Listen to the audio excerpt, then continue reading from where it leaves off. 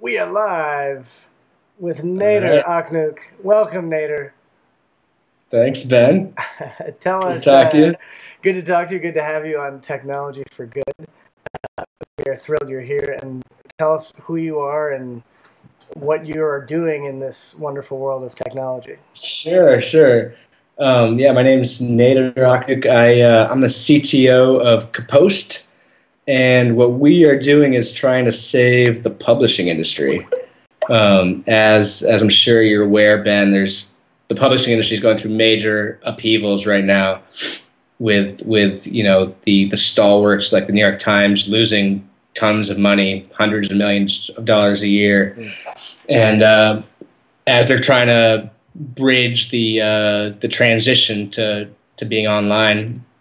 And what we think the model of the future is opening up your newsroom to the whole world of contributors that are out there. If you run a site about kayaking, the traditional model is you pay your writers to write stories about kayaking, but if you just let your contributors write for you, there's people out there that have great stories and videos about kayaking. So what we do is we enable editors to manage online newsrooms. So you imagine everything that happens in a newsroom. Editors give out assignments. Editors pay their writers. Editors promote their posts. We just take all that functionality and we bring it online, and it lets people manage larger groups of contributors easier. Lets them focus on producing content. Yeah. That's awesome. I think that, I know there's financial aims as well with this effort, but I think Sure. you're like, but this, I would say you qualify as a technology for good. I mean, this is a powerful way to empower people to, like you said, manage a lot of contributors and be more efficient in how they produce content. Yeah, we think it's the model of the future. That's it's kind of the Huffington Post model or SB Nation in sports. There's a bunch of people that have kind of gone off and done this and they're seeing some success, and it's a way to kind of get more voices into the publishing process at lower costs and kind of more efficiently. Yeah. Awesome. Yeah. Well, tell us. Yeah, speaking of other folks doing interesting things in the world, virtual world and real world, what are there any technologies for good or companies using technology for good that you think readers should take a look at? Yeah, so a project that I've sort of just recently gotten into is Kickstarter. I don't know if you're familiar with them. They take the microfinancing methodology that's been super successful in the third world for farmers in India, and they just take it and make that available to anybody. So if you have some project that you are passionate about, but you need a few $1,000s to get that off the ground, that's where Kickstarter comes in. And I've seen some awesome projects out there, just people writing novels or putting albums together, and it doesn't have quite the humanitarian or philanthropic side that something like Akiva does, but it just kind of gets anybody who has a dream of doing something. You just need a little bit of cash to get going. I think that's pretty awesome. No doubt, that's like a microfinance eBay or whatever. Funding Yeah. eBay. Totally, it's like a micro venture fund or something like that. You could just give a little bit of cash to a budding entrepreneur. I think that's great. That's a good example. I'll send you. I interviewed Casey Wilson, who is a microfinance pioneer in China. When I was living there, she brought the first microfinance organization to China, and sweet. It's super amazing. But I think in China in particular, also something like Kickstarter would be really relevant because it's not just people starting small business. There's so much entrepreneurial activity over there. Yeah. They need a Kickstarter too. Yeah, exactly. It's sort of like the evolution of it, which is cool. Yeah. Well, so next question: if you were to create your own new technology for good, not related to Kapost or anything else. No financial other restrictions in any way. What would you bring forth? That's a great question.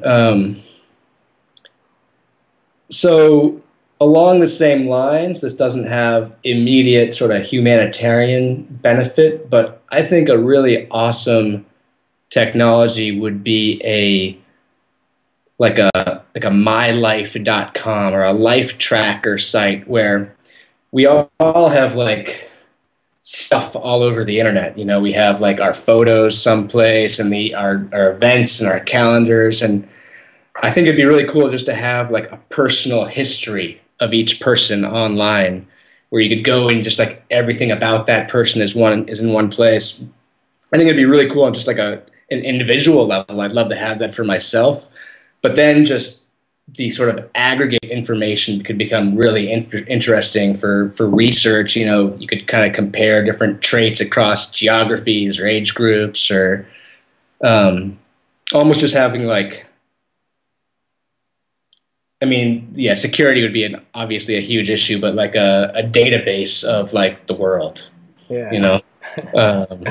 Dude, I think that's unreal. I don't like. I share that dream, and I feel like it's interesting because even you know, at Columbia in our class we debate. You know, like, is this stuff good? And people are like, oh, I'm freaked out by you know, surveillance on the internet. I'm like, dude, everyone is surveyed. You know, there's an illusion of the fact that we're people aren't looking and downloading and using things of us anyway. We might as well be able to visualize it and see, like you just said, and have some incredible collection of everything and everywhere we are. Yeah, just having like your single identification where, you know, you have all your medical records and you can just pay for things using your single identification, and just consolidation, you know, and just easy access to personal information, your own, obviously, but I think that would help a lot.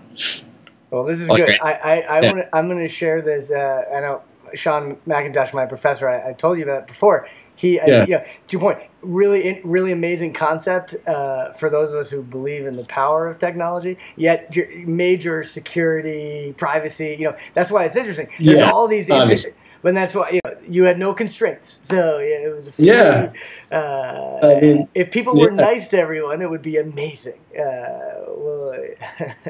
Yeah, exactly. Imagine if every time you had to fill out an application, you didn't have to fill out the application because all your information was you could just make it available to something. You know, all your education records and all your health information and. Tax forms. We're in tax forms. Yeah. I get it all done. We shouldn't have to fill out those forms. These should just be able to like put in our PIN, and like all that information could just be available. Yeah, no doubt. Oh, I like it. I think that's a good vision, and I think there's plenty of humanitarian and just personal history goodness that could come of that. Yeah, I think it could have broad-reaching benefits for sure. Well, great. Well, so if last query, is there another person or website or both that you think people should take a look at, or I should potentially interview if we can make that happen? This is, I mean, my wife, Alison Akhnoukh, is an education reformist, and she is always telling me about cutting edge stuff that they're doing with technology in the education world. So I think you should talk to her. They're doing some really interesting stuff where we've had the same model of education for over 100 years now, where there's one teacher, there's, you know, 20 or 30 kids in the classroom. And this model isn't sort of evolving with our times, you know. So there's schools out there, programs experimenting with, you know, one-on-one computer kid time for like half the day, where that sort of takes the kid at their own pace, and then you can have like less teachers per group of kids, but it could be kind of more focused time with the kids and really helping them just on the stuff that they need help with. And that's pretty radical given our kind of school structure. But I think, there's definitely ways to use technology in education that we're just starting to like scratch the surface of it. So, dude, that's a good one. And I just saw TED. Allison may have seen this, but Allie may have seen this. But there's a nice, incredible video from a guy at TED this past week, 2 weeks ago. Okay. Who's a Khan? I'm sure she knows. It's the guy, the Khan School, or he's done a lot of videos on YouTube, and okay. He started. I'll send you the video after. He started this. He was giving some tutoring to, I believe, his nephew, and he was great. He opened the speech. He's like, it started out. I was just sending it because I was far away, so I'd do these videos and I'd send them to him, and then when we did it in person, he preferred the videos. He learned more, and I think there's incredible, to your point, really great impacts and personalized learning tailored to different kids' needs that can be unreal. The attitudes these days are sort of like, turn off your cell phone, turn off your Blackberries while you're in the classroom, but we got to sort of turn that around, and you got to encourage people to use them and make the most out of them. They're awesome tools. Yeah. You just got to kind of set the right environment for it. No doubt. You're right. They're like, you can only text message at lunch break. Right. You're like, okay. Yeah. That doesn't prepare them for the real world either. Anyway. Well, very good, Nader. This has been awesome, and I think lots of interesting things to think about across.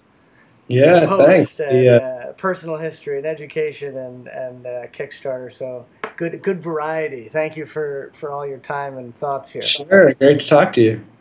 Well, and I will reach out to Allie. We'll connect too, and we'll see what's going on in the world of education with technology. All right. Awesome. All right. All right. Good talking to you, Ben. You too.